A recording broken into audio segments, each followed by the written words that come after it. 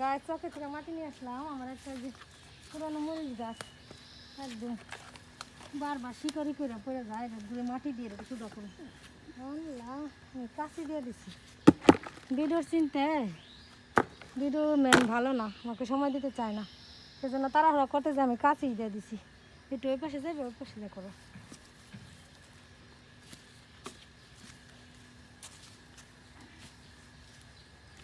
ডালা বাইঙ্গে গেছে।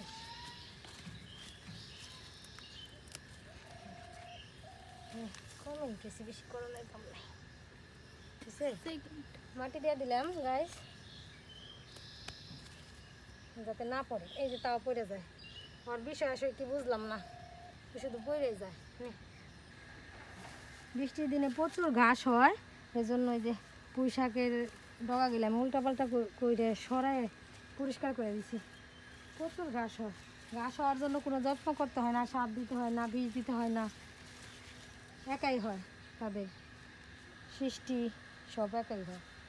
এই যে আমার বোনের জন্য কয়টা ডুগা রাখছি, বড় বড় নতুন চারার, মানে পরে যেগুলি লাগাইছিলাম।